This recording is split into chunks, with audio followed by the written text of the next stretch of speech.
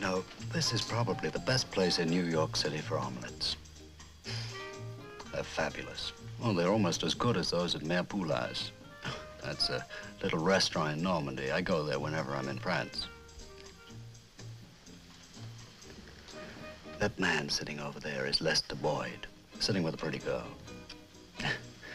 He's a newspaper reporter, and a darn good one. Dedicated, sincere, honest. And as far as I'm concerned, he only has one fault. He honestly believes that the pen is mightier than the sword. My idealism doesn't go quite that far. Today, you have to fight nuclear fission with... Well, I'm sure you get what I mean. Oh, excuse me. Hello, Lester. Good luck with the telecast tonight. I'll be watching. Well, thanks. Simon, I'd like you to meet the girl I'm going to marry. Darling, this is the famous, or infamous, Simon Templar.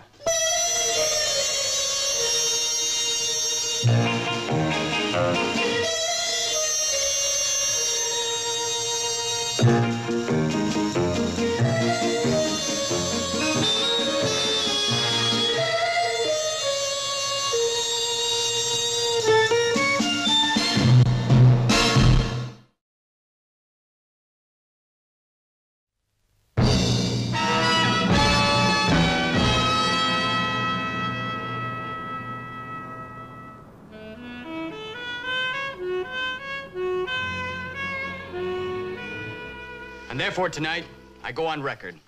I accuse Nat Grindell, the quietly spoken, very distinguished, but completely corrupt boss of the International Livermen's Union, of extortion, fraud, embezzlement, larceny, blackmail, and murder. How then did Grindell get where he is? Because a long time ago, he discovered that election by democratic process was nowhere near as effective as election by bribery, or by the simple expedient of a bullet in the back of an opposing candidate. Here, then, is my portrait of Nat Grindell. 15 arrests, 7 indictments, but no convictions. Why? Because witnesses either vanish or die. On my show tomorrow night, I'll give you facts and figures. I'll prove to you that Nat Grindell has taken the trust placed in him by thousands of hard-working union members and perverted them to his own personal end. How much has he got on you, Nat? Quite a lot.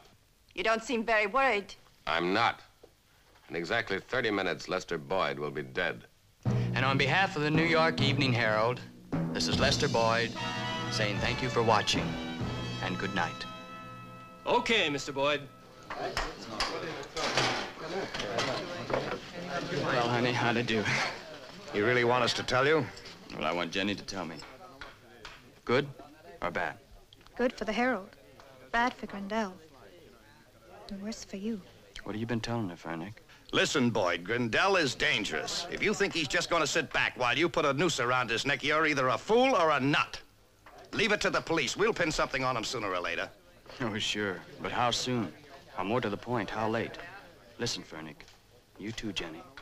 I'm no fool and I'm no hero either. I know Grindell will try to destroy me before I've had the chance to destroy him. But the fact is, I'm the only guy who can expose him, smoke him out in the open. And as scared as I am, oh yes, I'm scared, all right. I got to go through with it. I can't quit now.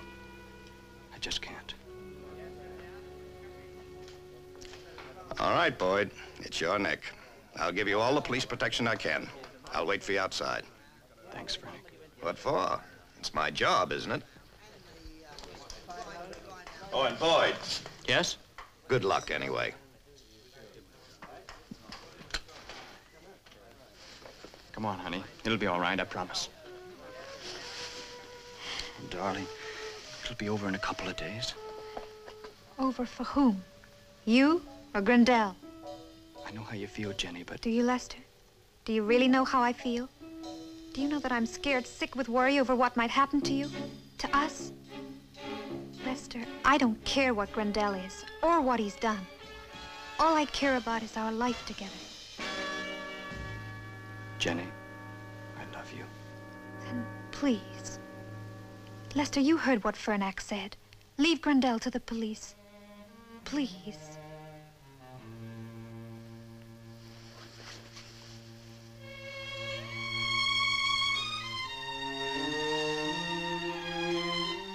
It's getting late, and I got an article to write.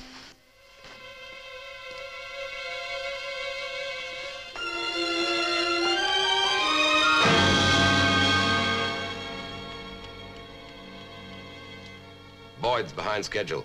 Relax, will you? Ricky should have phoned by now. He'll phone.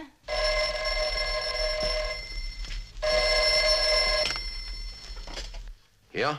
I think he's just arriving at his apartment now.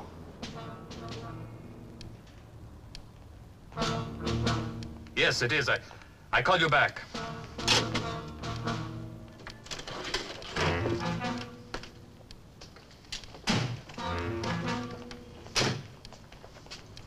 My boys will go up with you and give your apartment the once-over and then stay outside the door for the rest of the night, okay? Fine, thanks.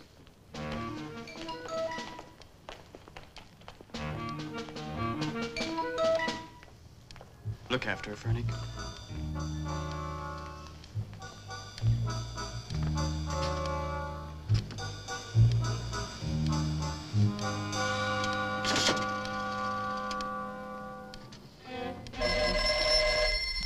Hello?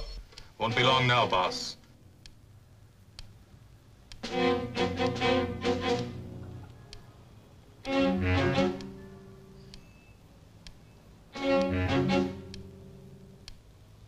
About 30 seconds at the most.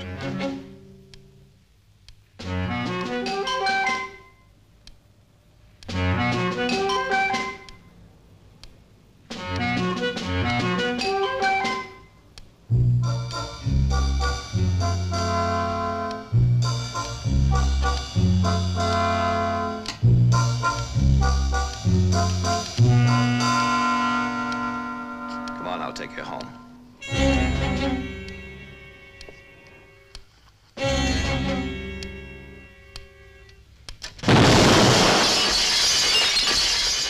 No! Stay here. I mean it now. You stay here. Oh, no. No. Did you hear that, boss? Yeah. I heard it.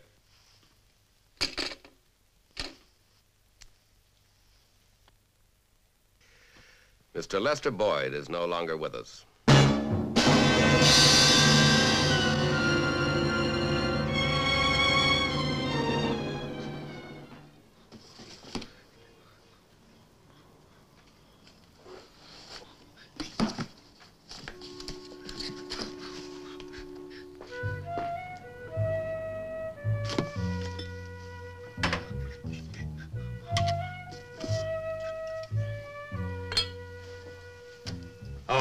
Just clearing out the dead men, boss.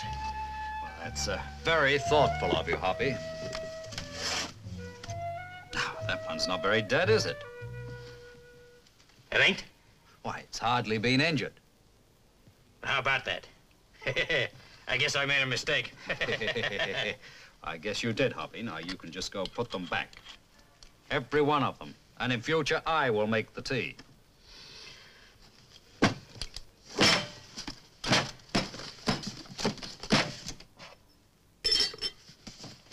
Okay.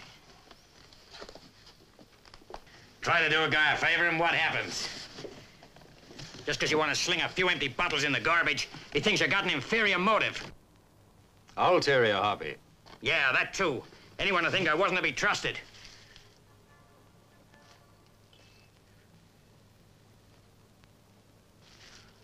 Well, nobody's perfect, boss.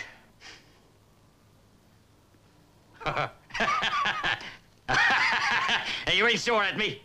No, Hoppy, I'm not sore at you. Now, how about rustling out some hot coffee, huh? Okay, boss. As soon as I put the bottles back.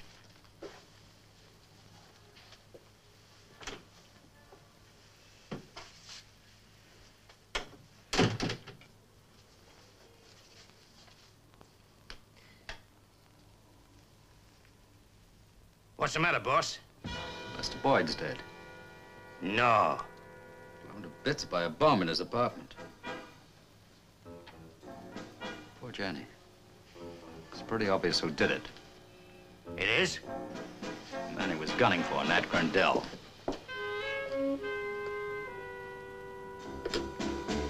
And why don't the cops haul this guy in? Because he has 10 lawyers keeping his murders legal. What are you gonna do, boss? I'm gonna take over where Lester Boyd left off. Hello, New York Evening Herald. This is Simon Templar. I'd like to speak to the editor, please. Mr. Templar, do you know Victor Reisel? Not personally, I know of him. He's one of the best reporters New York's ever produced. A few years ago, he got acid flung in his face for trying to do just the same thing. Now, Lester Boyd is blown to bits. And you want to take over where he left off? That's the general idea. Why? Maybe I'm a frustrated reporter. Well, maybe you hate Grindell's guts just as much as I do. Mr. Clinton, is it a deal or isn't it? I don't know. You know, you have the reputation of being a man who takes the law into his own hands. Now, I don't like that. Meaning that you don't think that I'm convinced that the pen is mightier than the sword? Well, are you? No. Now, personally, I think if you put a bullet into Grindell's back, you'd be doing the country a favor. Only that's not what I want. Now, I'm running a newspaper. I'll go along with anything you like to write. I'll even risk a libel suit. Only I don't want any violence, understand? Perfectly.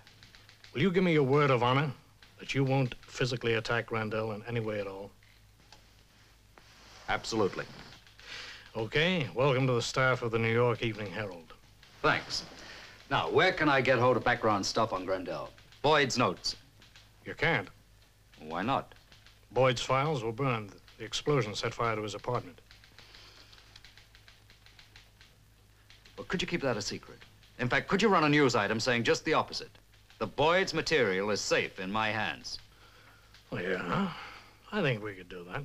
Only take it easy, Templar. I'd hate to run your first byline in the obituary column. I wouldn't like it either. Anything else I can do for you? No, that's all. I'll be seeing you.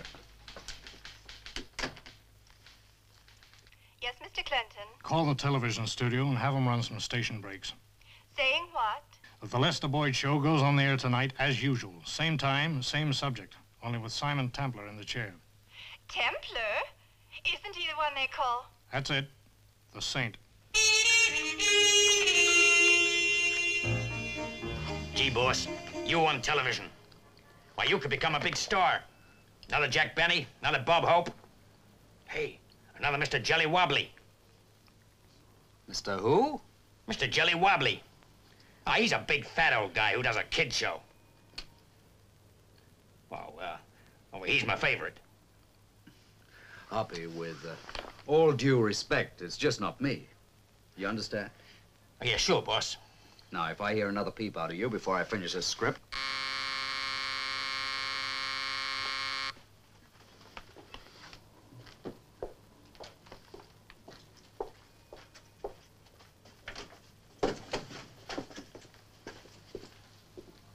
Ah, John Henry, you arrived just in time. I'm short of background stuff on Nat Grindell. Just what do you think you're up to? He's gonna be on television tonight, Lieutenant. Got his own show. That I know. What I don't know is why. All right, Templar, what's your angle? Same as yours, I guess. The same as Lester Boyd's. Yeah, well, you get this straight. If anyone's going to get Grindell, it'll be me, us, the police. And we will get him in time, Templar, but we'll do it legally. Now, I'm warning you. I know that you like to fight fire with fire, but if you step 1 inch out of line on this, I'll nail you right into the ground. Understand? Yes, sir. I hope you do, because if anything happens to Grindell, and I mean anything, I'll know where to come. Here.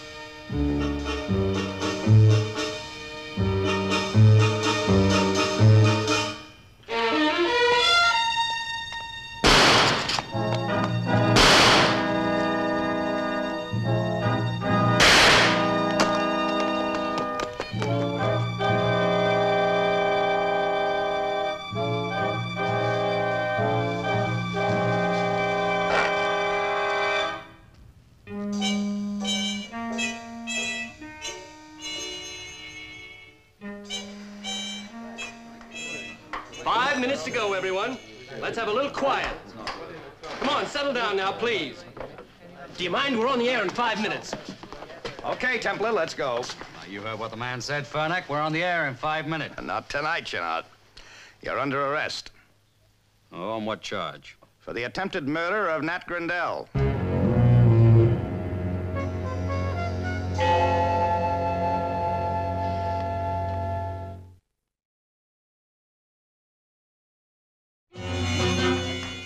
All right, Templar.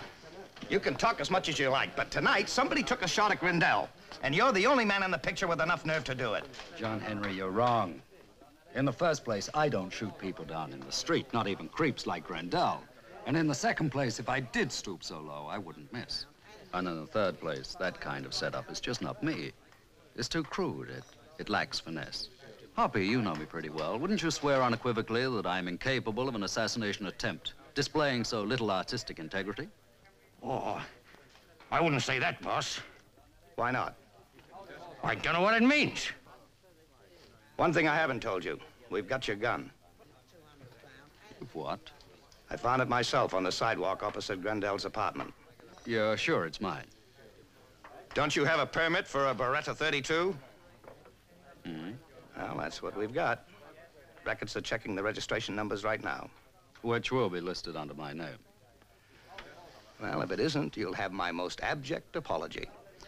Furnack, when I start making that kind of mistake, you won't have to come and arrest me. I'll come down to HQ and give myself up. Call for Inspector Furnack. Here. Furnack. Yes. Okay. Thanks. Bad news? The gun isn't yours. Oh, John Henry. How about that abject apology? Drop dead. Come on, boys. You'll make captain of detectives yet? You may be off the hook at the moment, but what I said earlier still goes. One step out of line, and you'll get it. Yes, sir. Oh, John Henry. As a matter of interest, whose gun was it? Lester Boyd's.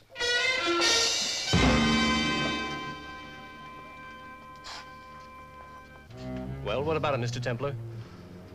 Fine. Ricky, you're absolutely certain you didn't see who fired that shot? Yes. You didn't see anybody at all? No, nobody. I didn't see anything either. Do you ever?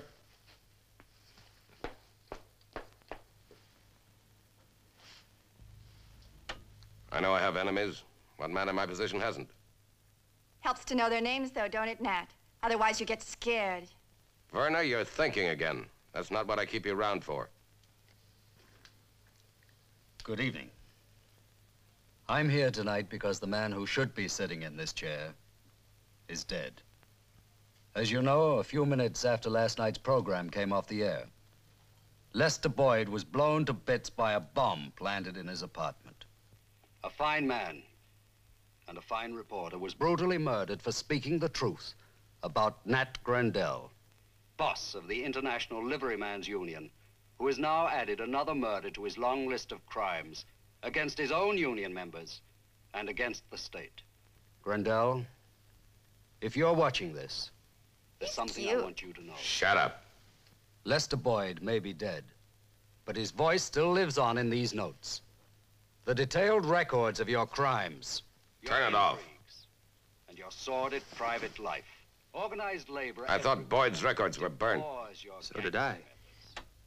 This is another job for the engineer.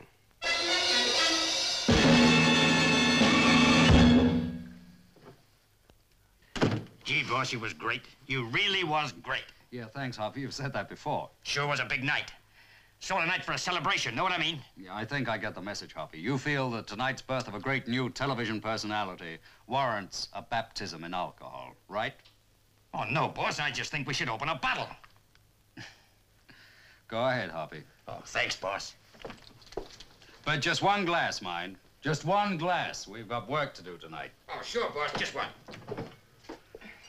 Now, what we have to do, Hoppy, is figure out our next move. You know, Hoppy, the ways of the ungodly are fairly predictable. And if Grandel jumps the way I think he will, it won't be long until we have a visitor. Thanks. The only way Grandel will be tied to that bombing is if someone backs him up against a wall and beats a confession out of him. Which the judge would throw out anyway. Well, cheers. Cheers. Well, like you said, boss, just one glass. That's a glass. Oh, gee, don't be like that, boss. This has been a big night. Hold it. Someone at the door. So why don't he ring the bell? It's Grandel's next move. An ambassador on a mission of bad will.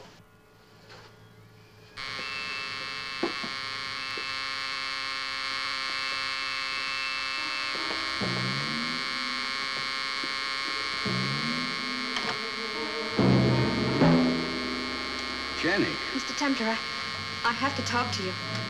Well, take your hand off the doorbell and come on in. Oh, I'm sorry.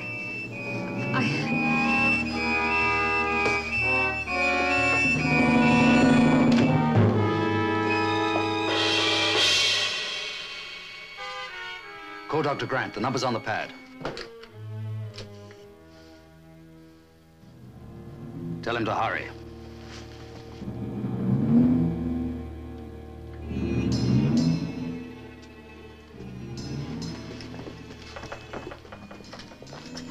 Well, Dr. Grant, how is she? Oh, she'll be all right. It's not as bad as you thought. Gee, Doc, that's great. Can I fix you a drink? You must be tired. I am tired of a lot of things.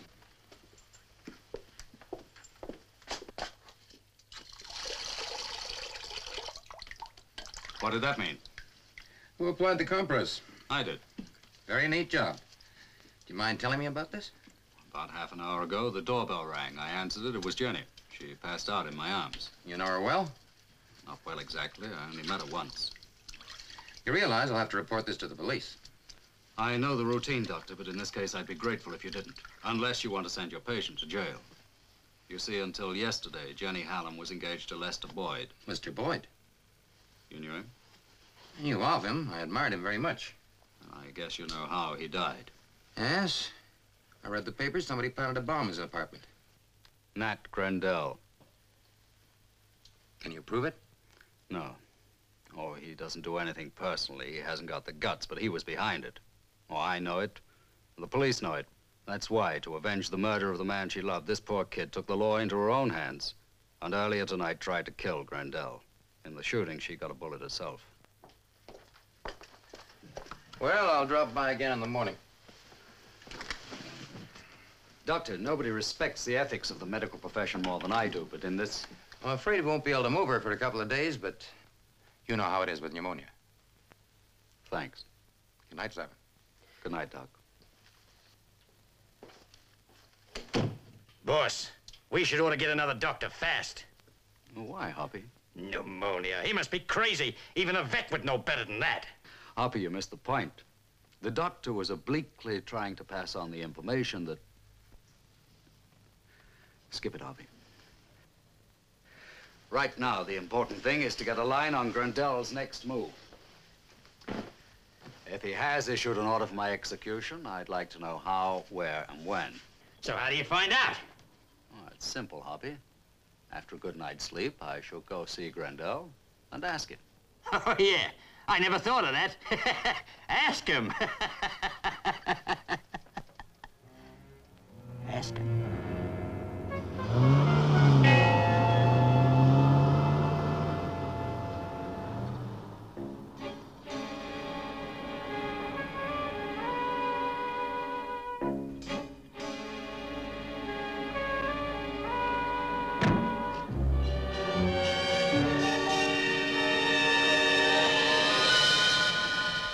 I fully appreciate the wonderful work your charity is doing for underprivileged children.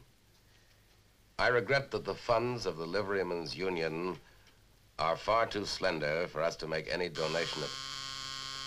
Ricky! See, Mr. Grendel, I get it. Whoever it is, I'm busy. All right. I regret that the funds of the Liverymen's Union are far too slender for us to make any donation at the present time. yours, etc., etc. Mr. Grendel, he forced his way in here. I tried to tell him you're busy. Beat it. He twists my arm. Before I know what happened, I he pushed said me in beat here. it. Okay, Ricky, you can go. And we're not to be disturbed. Okay, boss. Well, Templar, let's have it. What do you want? Merely to see how the other half live. The rotten half. I don't understand you, Templar. What's behind this crusade of yours? What's your angle? I've no angle, Nat. I just happen to hate phonies and frauds. Union bosses who exploit their members. You talk like a mixed-up Boy Scout. You are a parasite and an extortionist. You've had dozens of men beaten up by your hired thugs just because they try to vote you out and get a decent, honest union boss in your place. Lester Boyd might have cut you down to size, but you had him blown to bits. Prove it. I can't. Neither can the police, so I'm going to finish you off myself. You really think so? I have Lester Boyd's files. Then why don't you use them? I don't want to put you out of your misery too quickly, Nat. I want you to sweat for a few days. Lie awake for a few nights. Ah, but you've come a long way, haven't you, Nat? Too bad you didn't acquire a little honesty along with all the culture. Be careful, that's valuable. Giuseppe Acramboldo. Court sculptor to the Habsburgs, 1562 to 1567, right? As it happens, yes. Just for the record, how much did it cost? A lot of money. Meaning a lot of union dues. That's none of your business. I said be careful. Would be a crime to destroy it, wouldn't it? But not quite such a crime as destroying a man because he told the truth about you. Put that down and get out of here.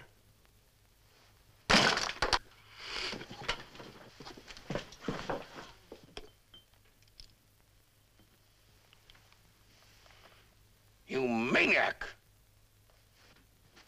You destructive maniac!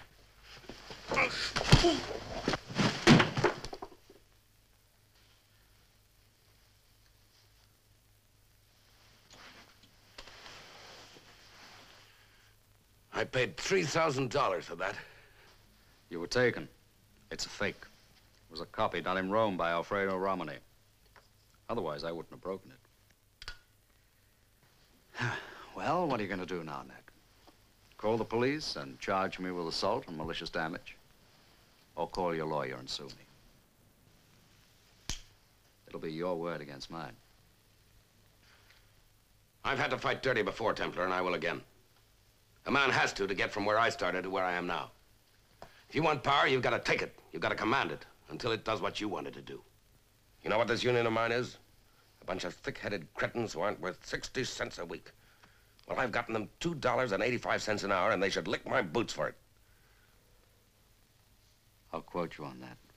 You can do what you like. But you're number one on my list now, Templar, and you're going to regret it. But beating me up won't be enough, will it? I have to be killed. I wonder how you'll do it. Probably end up by farming out the job as usual. Because you don't have the guts to kill anyone yourself, even if he was trussed up like a mummy. Well, I'll leave you to brood about it. But don't brood about it too long, because I may drop by in a day or two and smash something genuine. Anytime you're feeling particularly brave, and you have a few husky friends with you, don't waste time looking for me. I'm in the book, East 73rd Street. Like I said, Nat, you don't have the guts to squeeze the trigger.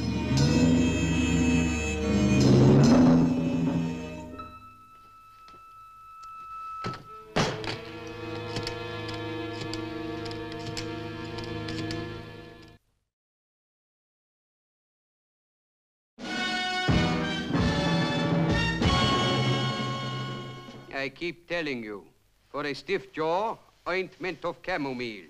Yeah, well, never mind about that. I want you to do something about Simon Templar. Oh? Like Boyd, perhaps? Or do you want to do something different?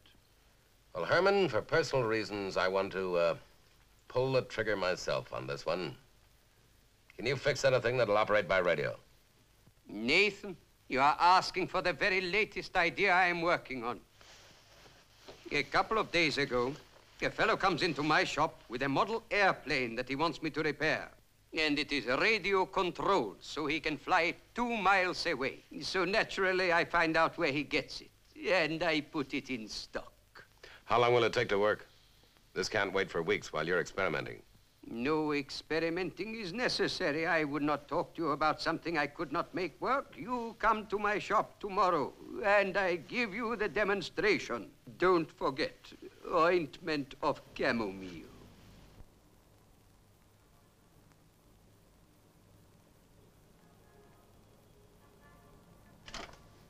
Hi, Doc. How is she? Fine, under the circumstances. Where's, The boss? On the terrace.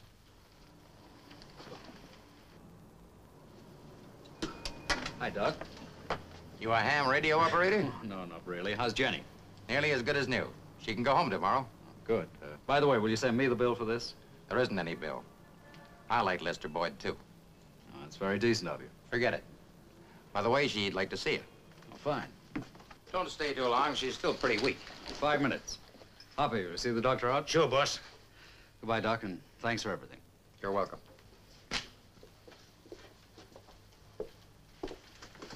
Hey, Doc. Mind if I say something? Of course not. Well, Jenny ain't got pneumonia. Honest. She got a slug through her shoulder.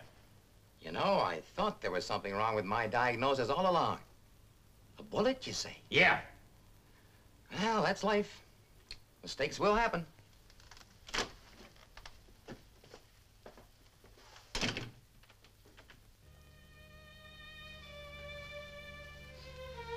I'm sorry to cause you so much trouble, Mr. Temper. I couldn't think of any place else to go. Forget it, Jenny. I'm glad to have you here. Poor Lester. You know, it wasn't till he was killed that I really understood what he'd been trying to do. Why he felt he just had to go on fighting Nat Grindell. Grindell's brand of evil always seems remote, until it affects you personally. And when it did affect me personally, all Lester had said suddenly came home to me. I know what I did was wrong, Mr. Temper, but I was nearly crazy. I couldn't help it. I know you couldn't. Isn't there anybody who can stop this man? Or does he just go on killing people? Jenny, sooner or later, the ungodly get what they deserve. But when? And how? Don't you worry about it now. The important thing is that you get better. And if you're a good girl, you can go home tomorrow. Getting better doesn't seem very important. Maybe not now, but it will. I've known Lester all my life. The Boyds moved next door to us when I was 9. I guess I fell in love with him on the spot. Know something? What? I've never been out with anybody else. Never? It was always Lester and me. All through school, he carried my books, helped me with English. It was the same way at college. Parties, dances, formals. I just don't think I'll be able to face it without him. Yes, you will, Jenny. You've too much courage to quit.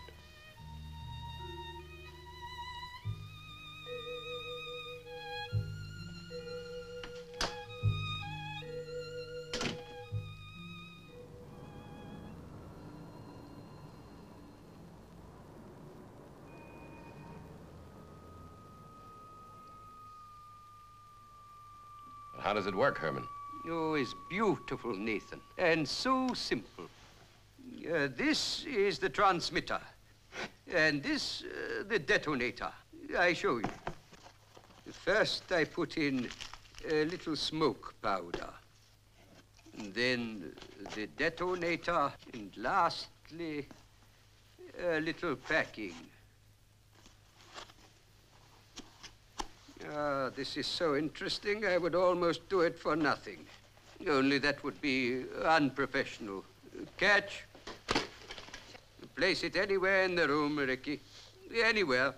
Well, come on, Ricky. It's only a can of smoke powder. Now, that is the bomb in Simon Templar's apartment. This is you in your apartment. First, you check the frequency for absolute accuracy. And then, when you are ready... This had better work, Herman. It will. There you see, Nathan. As always, it works. Good. Very good.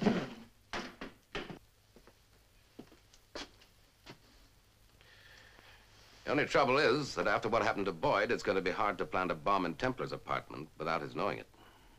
What if your men planted two bombs? One that Templar was meant to find, and the other? Maybe. But it'll have to be a real bomb. It would be a waste. But then... Make two, Herman. How soon can you have them ready? Well, let me see. If I start early in the morning, maybe I finish at 6 o'clock. What's the matter with starting tonight? Tonight is impossible. Tonight is Wednesday. So it's Wednesday, so what? It is choir practice. I play the organ.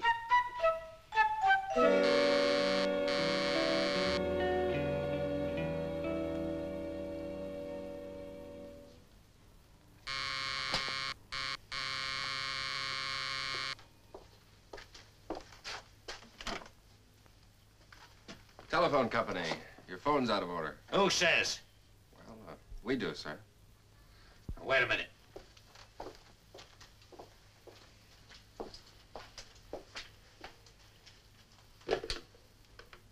It was okay an hour ago, now it's dead.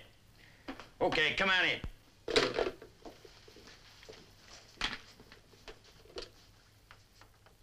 Any extensions? Yeah, two. One in the bedroom, I'll show you.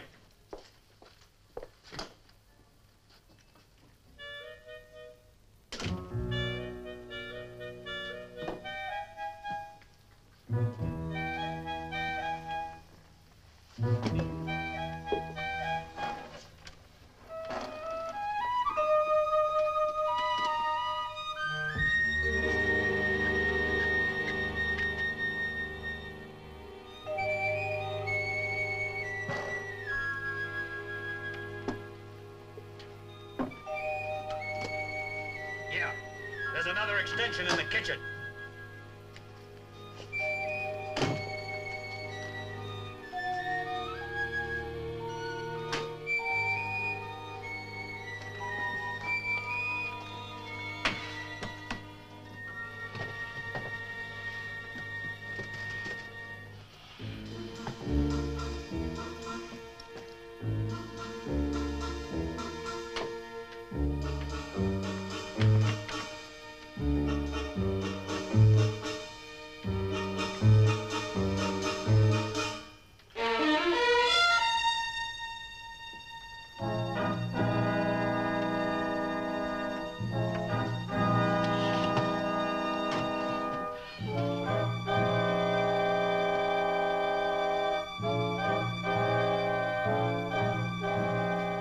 Nothing here, Ed. Must be a fault on the outside line. We'll check the cable.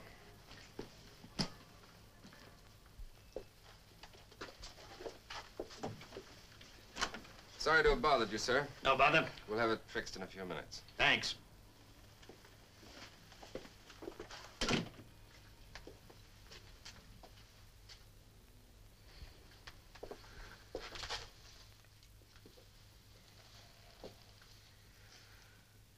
Figure you got away with it?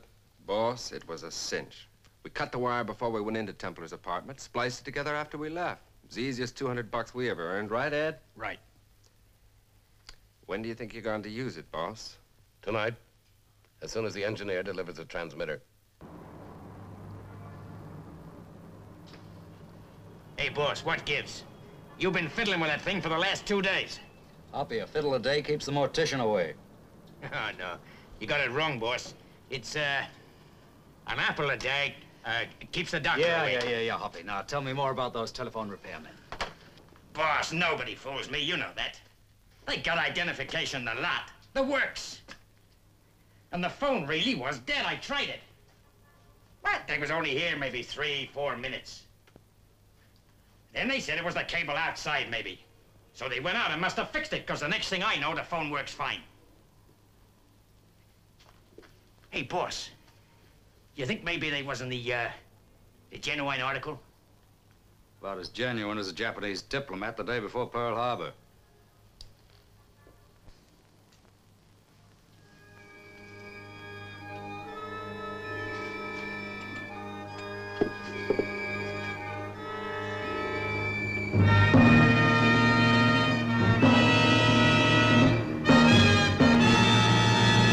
My husband, Bert, was a loyal member of Local 188 in Buffalo for over 20 years. Yours sincerely, Mrs. Grace Jensen. Well. And she wants $100 for that? My dear girl, it's genuine Yin dynasty. So? So it's worth at least 1,000, maybe 1,500.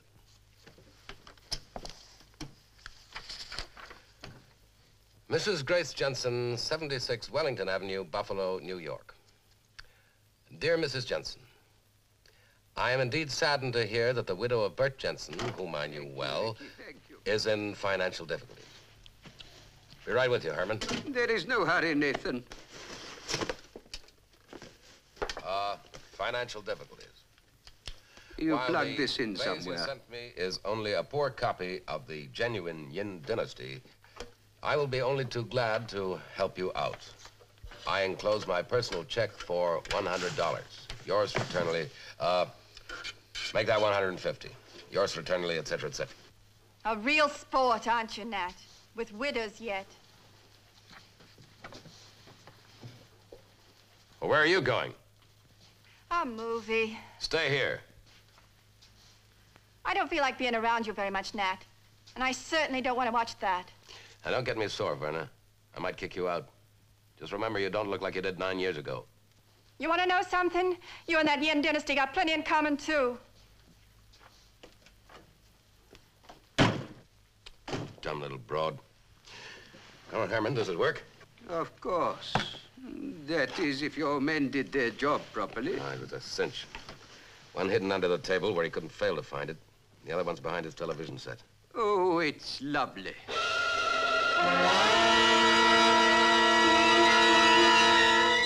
Where did you say you found it?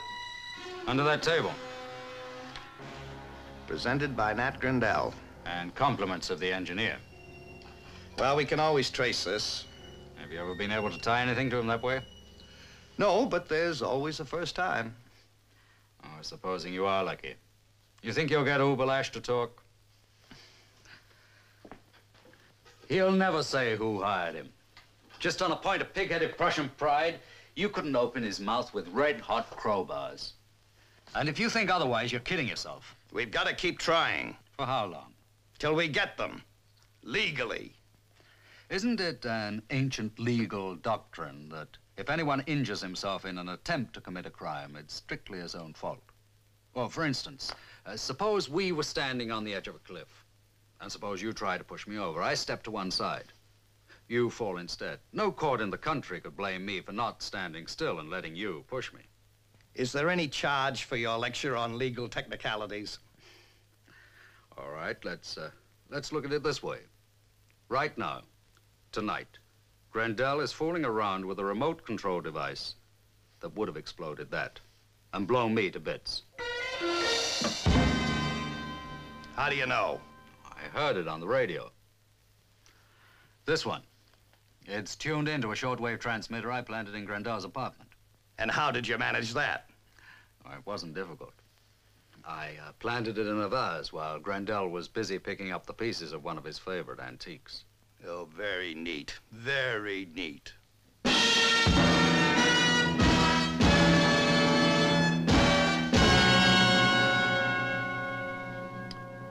Well, here goes.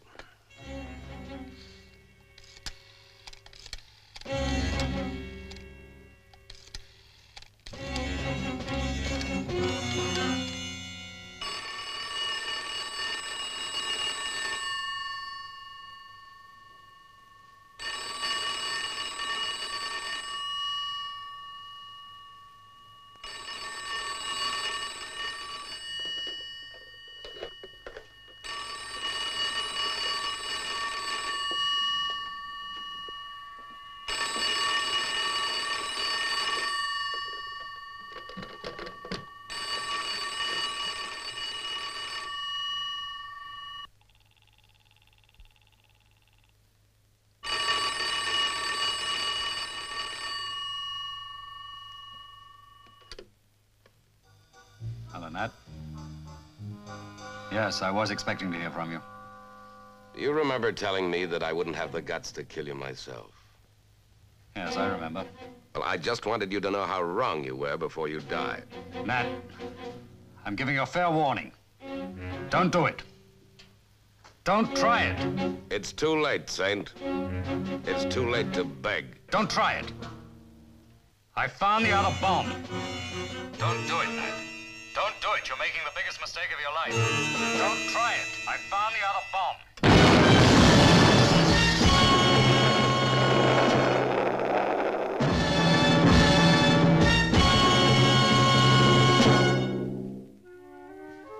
And so, thanks to Lester Boyd, a sad and grisly chapter in the history of American labor has come to a close.